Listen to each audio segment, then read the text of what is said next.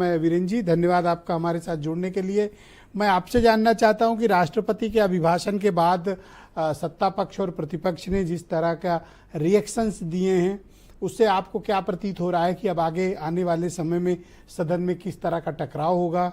और दूसरा, इस बार उत्तर प्रदेश वालों का काफ़ी बोलबाला मुझे सदन के भीतर दिख रहा है, और विशेष तौर पर मैं जिक्र करना चाहूँगा वो अयोध्या वाले।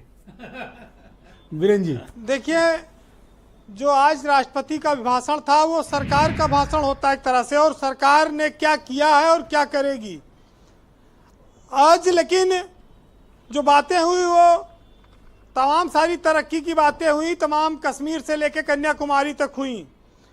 लेकिन आज धारा 370 की बात नहीं आई, 3 तलाक की बात नहीं आई, सीए एनआरसी की बात नहीं आई, जीएसटी का उल्लेख नहीं हुआ। भविष्य में सरकार का जो रोड मैप होगा, जिस पर हम जनसंख्या नियंत्रण कानून की बात करते हैं इस देश के लिए, जिस पर हम धार्मिक एजेंडे मथुरा, काशी, वाराणसी तमाम उसकी बात करते हैं, वो सब चीज़ों पर भी आज के भाषण में उल्लेख नहीं था। तो स्वाभाविक है कि इस देश को स्थिर सरकार तो मिली है, लेकिन एक तरफा कार्रवाई करने वाली सरकार, उसको अपने साथियों पर निर्भर रहना पड़ेगा। इस देश में ब्रजेश जी एक सौभाग्य कह सकते हैं कि सरकार जब जब अस्थायी होती है तो देश तरक्की करता है, देश में संसाधन बढ़ते हैं, और इस मामले में मोदी कामयाब रहे हैं। पिछले 10 सालों में वो लगातार स्थिर सरकार चलाकर आए हैं। तीसरी बार उनकी सरकार आई है और उसने बताया है कि हम संविधान की मर्यादा और मंशा के अनुरूप इस देश को चलाएंगे। लेकिन संविधान का जो कहा जाए कि विपक्ष का की हवा थी, वो जो समस्या थी संविधान खत्म करने का आरोप था, वो बीजेपी का पीछा नहीं छोड़ रहा है। चाहे लाख करें, लेकिन वो किताब अपने हाथ से ये नेता छोड़ने को तैयार नहीं। विपक्ष वाले, राहुल गांधी ने पैंट शर्ट छोड़ दिया, कुर्ता पैजामा पा गए, लेकिन संविधान की किताब नहीं छोड़ी। ये बड़ा बीजेपी के लिए एक मुसीबत है। ब्रजेश जी, भारत जैसे देश में जब संगोल पर बात आती है, जब भारत के इतिहास पर बात आती है, भारत के तमाम ऐसे राजाओं, योद्धाओं जिन्होंने इतिहास लिखा, तमाम संस्कृतियों का मिलन है, अगर उनको सम्मान देश की संसद के भीतर मिलता है तो ये बहुत आश्चर्य की बात नहीं है। ये हमारे देश की धरोहर है, और उसको जिस रूप में अगर कोई दूसरे रूप में देखता है तो वो एक राजनीतिक, आज के ज़माने में क्या चीज़ राजनीतिक रूप ले ले, इसका कोई अनुमान नहीं लगा सकता है, और कब कहाँ क्या चीज़ नुकसान करने लगे। लेकिन संगोल कोई अभिशाप नहीं है, वो एक प्रतीक है हमारे गौरव का, हमारे गर्व का, हमारे स्वाभिमान का। आप इसको इस रूप में भी देख सकते हैं। लेकिन अब बीजेपी के सामने समस्या यह है कि पिछली 3 बार की तरह अकेले दम पे बहुमत नहीं है, सहयोगियों के साथ है, एनडीए के साथ है। सब वही बन गए, प्रधानमंत्री, गृह मंत्री, रक्षा मंत्री, लोकसभा अध्यक्ष, सब वही पुराने हैं सब लोग। लेकिन अब की बार नंबर 2 के नेताओं की भी पूछताछ ज्यादा है। राजनाथ सिंह है, नितिन गडकरी है, शिवराज चौहान है, इनका सबका भी बड़ा महत्व दिख रहा है। तो इस अभिभाषण में इन सबकी भी योगदान को आप देख सकते हैं कि ये लोग भारत के भविष्य में और बीजेपी के राष्ट्र निर्माण में भी अब इनकी भूमिका होने वाली है या हो चली है। अब ब्रजेश जी, एक कहते हैं शायद राहुल गांधी कसम खाए रहे कि जब तक उत्तर प्रदेश से नहीं जीत के आएंगे तब तक कुर्ता पैजामा नहीं पहनेंगे।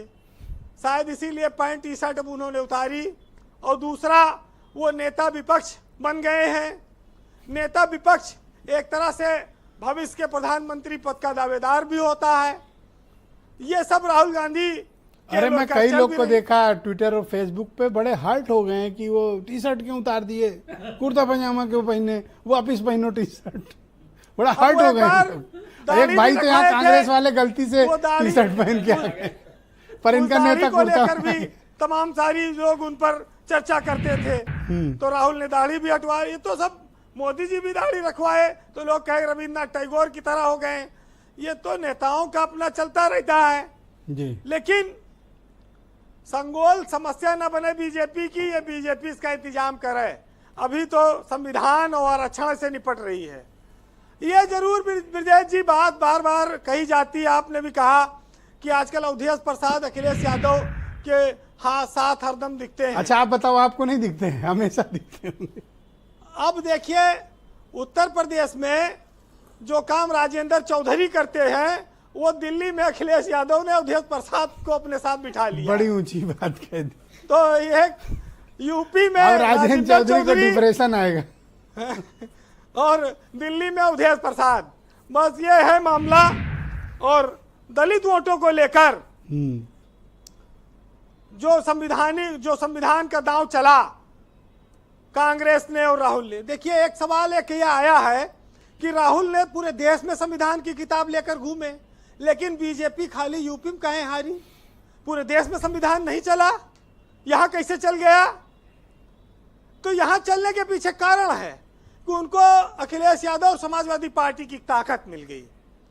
दलित को भी एक सहारा मिल गया जिसमें एक कांग्रेस के साथ भी वो आने में आसानी समझी। दूसरा, अखिलेश यादव ने बहुजन समाज पार्टी से आए हुए कम से कम 20 लोगों को जो दलित समाज में काम किए थे, दलित समाज के थे, उनको लोकसभा का टिकट दे दिया और उनमें से दर्जन भर लोगों को एमपी बना दिया। तो मायावती की काट मायावती के लोगों के माध्यम से ही उत्तर प्रदेश में हुई, जिसकी वजह से दलित समाजवादी पार्टी तक पहुंचा। तो अब उसको रोकने के लिए अवधेश प्रसाद एक चेहरा है। बहरहाल जी वीरेंद्र जी, वक्त तो चीजें सब आता है, चलता रहता है।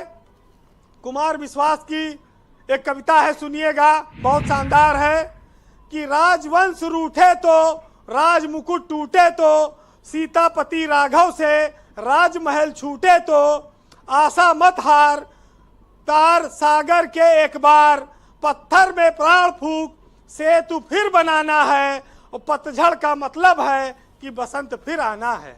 बहुत शुक्रिया वीरेंद्र जी, आपका बहुत बहुत धन्यवाद हमारे साथ जुड़ने के लिए, अपने इनपुट, फीडबैक और पॉलिटिकल ऑब्जर्वेशन